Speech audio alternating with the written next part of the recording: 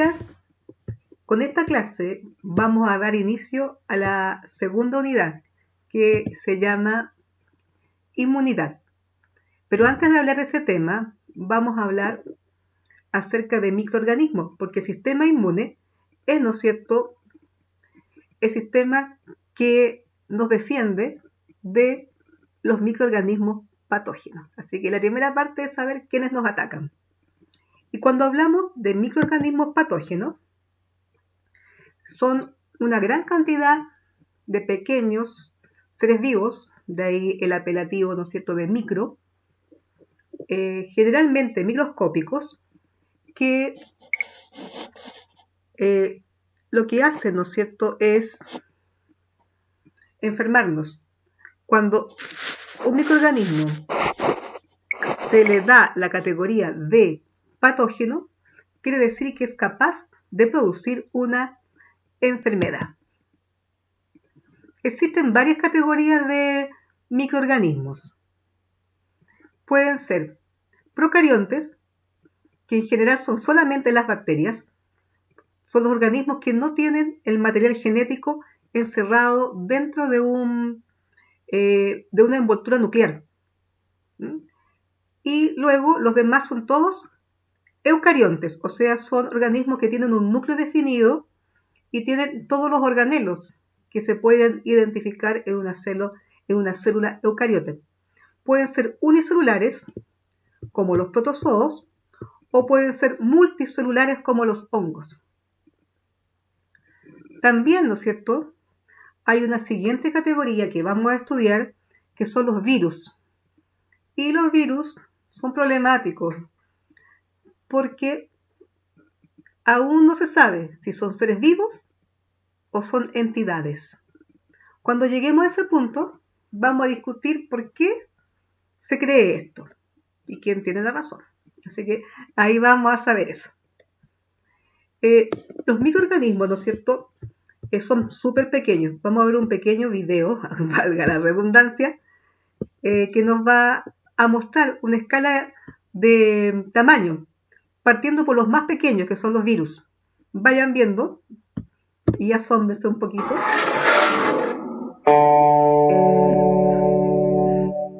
Rinovirus, el más pequeño, el que causa la polio. Este es un virus de influenza, que es un coronavirus, buenas cuentas.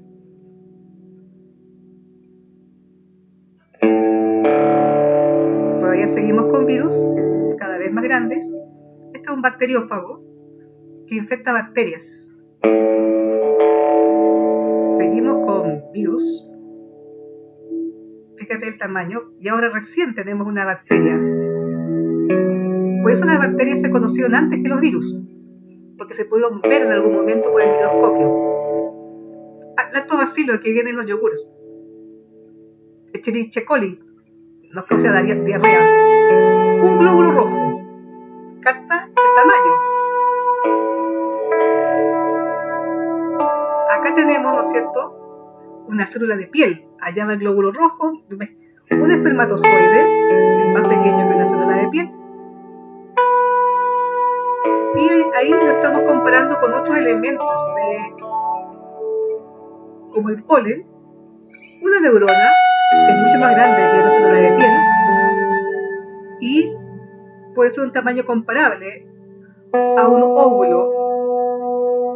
Estos son protozoos, aún más grandes. Euglena, diatomeas, paramecium, todos son acuáticos. Y aquí tenemos una que es muy entretenida, que es una ameba. Y ahora tenemos ciertos ácaros. Y de esta manera, ¿no es cierto?, 1 milímetro, un óvulo. Es como, ¿no es cierto?, podemos ir comparando el tamaño de los diferentes microorganismos. ¿Te fijaste que los virus son extremadamente pequeños al compararlos con bacterias? Y las bacterias son mucho más pequeñas al compararlas con protozoos, y que a su vez son más pequeños que una célula. Y una célula ya es muy pequeña. Así que imagínate la escala de tamaño, son muy, muy chiquititos. Bacterias. Entremos en materia de esta clase. Esta clase vamos a hablar de bacterias. Las bacterias son súper entretenidas. Yo podría hablarle todo un día de bacterias, pero se me aburriría. Todas las bacterias no son malas. Hay una gran cantidad de bacterias que conviven con nosotros. ¿Te acuerdas que vimos recién el lactobacilo? El lactobacilo, ¿no es cierto?, lo colocan en los productos lácteos para potenciar la defensa de nuestro organismo, porque viven con nosotros en nuestro intestino y efectivamente nos ayudan a mejorar nuestras defensas. Están todas las bacterias descomponedoras que ayudan a que se recicle la materia en la naturaleza, para que se pueda cumplir esa sentencia. Nada se pierde, solo se transforma. Así que para que la materia pueda circular son indispensables las bacterias descomponedoras, que no son patógenas. Las patógenas son un grupo pequeño de bacterias que nos causan enfermedad. De ahí que no es muy recomendable ser tan amiga de los elementos que matan bacterias, porque no distinguen entre las bacterias que nos sirven de aquellas que nos causan enfermedad. Ya vimos que son pequeñas, tienen una estructura bien particular que vamos a revisar en un video después. Algunas pueden causar enfermedad. Como material genético, todas tienen ADN, pero formado por un solo cromosoma. Y son súper entretenidas porque han sobrevivido desde el inicio de la vida hasta el momento, porque tienen la capacidad de vivir en ambientes extremos, dentro de un volcán, en la cima del Everest, profundidad del océano, en un desierto, en la Antártida. En ambientes muy extremos podemos encontrar bacterias y además tienen la capacidad de ir combinando su material genético entre ellas e incluso con material genético de virus, y por lo tanto adquieren nuevas características. Son bien entretenidas. Veamos mediante un video más o menos cómo sería, viendo, ¿no es cierto?, cómo se organiza una célula procariota. Recordemos,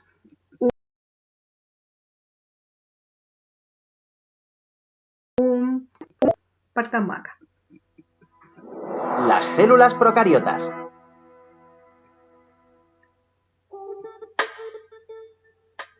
La característica fundamental de las células procariotas es que el ADN, el material genético, está disperso por todo el citoplasma en lugar de estar almacenado en un núcleo. Las bacterias son células procariotas. El citoplasma es la sustancia líquida que se encuentra dentro de la membrana. En él se encuentran los orgánulos. La membrana es una capa que rodea la célula. Sus funciones principales son dar estructura y protección del medio externo y permitir la entrada del alimento y la salida de sustancias de desecho. El nucleoide es la parte de la célula en la que encontramos el ADN agrupado. El ADN está formado por los genes que guardan la información hereditaria de cada ser vivo. El flagelo está presente en algunas células procariotas y también en algunas eucariotas. Es una estructura con forma de látigo que permite a los individuos desplazarse. Los espermatozoides, por ejemplo, cuentan con un flagelo. Ya. Cortito más para que ustedes vieran la estructura interna de una bacteria. Las bacterias, como son tan diversas, y para su mejor estudio y para poder identificarlas con mayor rapidez, se les ha clasificado de acuerdo a características que les son comunes. Hay 3 categorías principales, según su forma, que es una de las más usadas, según el lugar donde residen dentro del hospedero, o sea, dentro del pobre animal que contaminaron, o planta, porque las bacterias también pueden contaminar plantas, según la reacción de su pared celular frente a una tinción que se llama tinción Gram. Todos estos detalles los vamos a ver ahora enseguida, partiendo por el primero, por la forma. Según la forma, las bacterias se les clasifica en 3 grandes categorías: cocos, bacilos y los espirilos. Cocos, esferas. Bacilos, bastones alargadas, como el que vimos en el video de recién. Espirilos tienen la forma de una espiral. Como ejemplo, ¿no es cierto?, tenemos aquí Staphylococcus aureus, Legionella pneumophila, o sea que causa una neumonía, y, ¿no es cierto?, un Spirillum minor, que es transmitido por la mordedura de una rata. Estas fotos están en tu libro. Un poquito más de detalle respecto a la forma. Cocos, bacilos y los espirilos. Cuando están independientes se les llama cocos. Cuando están de a dos se les llama diplococos. Cuando forman una cadena, uno al lado del otro, así como un trencito, streptococo. Y cuando están como amontonados, estafilococos. ¿Viste? Según la especie es de acuerdo a cómo vive, de a dos, de a varios pero en línea o amontonados. Los bacilos, lo mismo, individuales cuando viven de a uno, simplemente bacilos. Si viven de a dos, diplobacilos. ¿Te fijas? Tiene el mismo nombre, streptococo, estafilococo, porque tiene la misma organización. Y hay algunos que no se decide si son coco y bacilos, son entre redondos y alargados, cocobacilos. Los espirilos, y una categoría especial de ellos que se llama vibriones, porque cuando se les ve bajo el microscopio vibran, no, nada secreto. Entonces, de acuerdo a la forma, 3 categorías principales. Ahora vamos a ver, según el lugar de residencia de la bacteria. Acá en la foto vemos unas bacterias alargadas, o sea que son bacilos. Ya. Esta es la categoría tal vez menos usada de las 3 que vamos a ver. Según el lugar de residencia, o sea, donde vive. Intracelulares facultativas. Ya. Estas se multiplican fuera de la célula, pero luego se van dentro de la célula para defenderse de nuestro sistema defensivo, que las va a atacar y las va a destruir. Facultativas. Se reproducen afuera, pero el resto de la vida la pasan dentro de la célula. Obligadas. Bacterias intracelulares obligadas.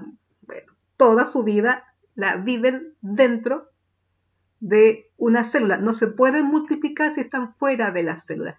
Y recuerden, el imperativo de todo ser vivo es multiplicarse, o sea, reproducirse. Bacterias extracelulares. Solo viven y se multiplican en el espacio intracelular, o sea, el espacio que queda entre una célula y otra célula. Estas bacterias van a ir, ¿no es cierto?, a dañar vías respiratorias, el intestino y la sangre, o sea, son la mayoría de las que nos causan enfermedad. Y la última categoría, que es un poquito más compleja de entender que las 2 anteriores que vimos, que es la tinción Gram. ¿Qué es la tinción Gram? Bueno, es una forma de poder visualizar las bacterias. Un señor que estudiaba bacterias, Alexander Gram, descubrió una tinción de color lila. Y al probarla se dio cuenta que algunas bacterias se teñían completamente de lila y otras no lo hacían. De ahí que a las bacterias que se tiñen de lila se les conoce como Gram positivas. No es porque sean malas o buenas, sino porque simplemente reaccionan positivamente a la tinción. ¿Cómo? Tiñéndose.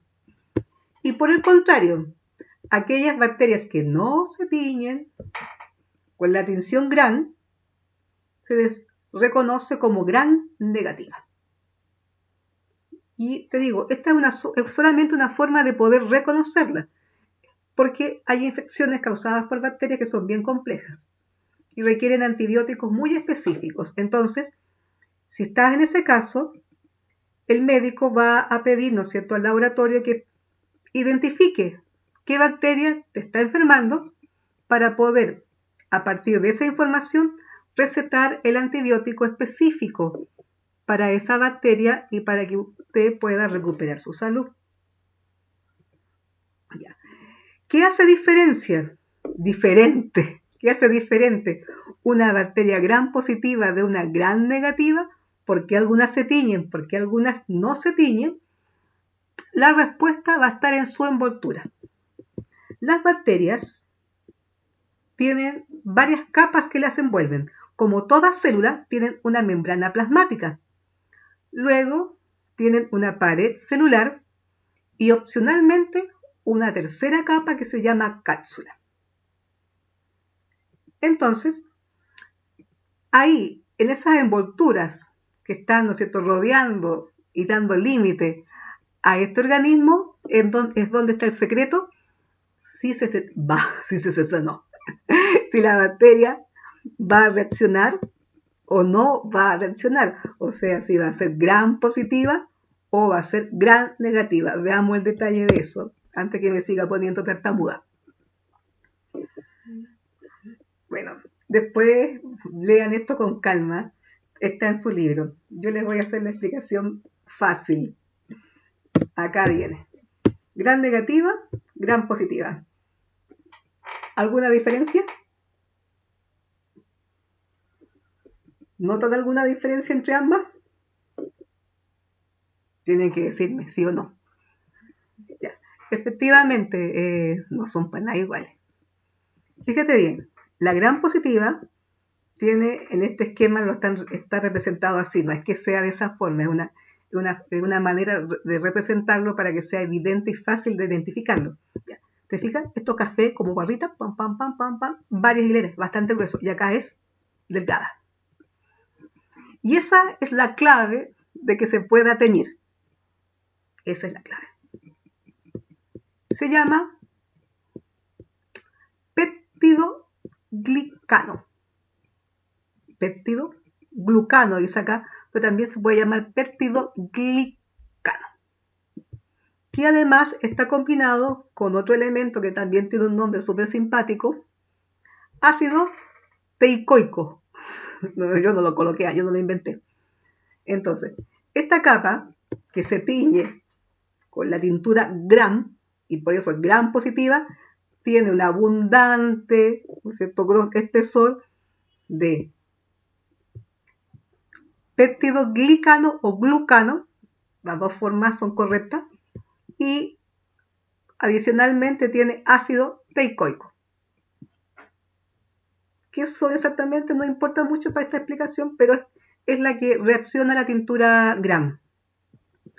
Además, la gram positiva tiene, como toda célula decente, su membrana plasmática y esta pared celular. Disculpen, me faltó decirlo.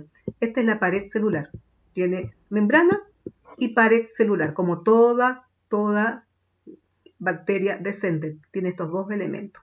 Membrana plasmática y pared celular, pero súper gruesa. Y además, ¿no es cierto?, tiene esta cosa simpática que se llama ácido teicoico. La gram negativa tiene igual pared celular, pero disculpen, repito porque acabo de decir algo mal. La gram negativa tiene lo mismo, membrana plasmática, ahí está correcto, tiene la pared celular, pero delgadita, y tiene por encima una segunda membrana plasmática. Curiosidades. Y estas son las gram negativas. Entonces, si yo les pido compárenlas ambas, es muy fácil, es una tablita, ¿no es cierto? Esta tiene esta cuestión, esta no la tiene. Esta es más ancha, tal cosa, esta es más angosta. Y el detalle, la explicación está aquí. Esto está aquí o un pantallazo de tu libro. Así que si lo quieres leer con calma, ahí aparece, o de esta misma diapo le pones pausa. Ya vimos que existen tres criterios para clasificar a las bacterias. Su forma, lugar donde reside y si reacciona o no a la tinción Gram. Y ahí tenemos, ¿no es cierto?, la clase completa de bacterias. En otro video le hablo del resto de los microorganismos, que no sería muy largo. Que estén bien, chicas. Espero que les haya quedado más claro.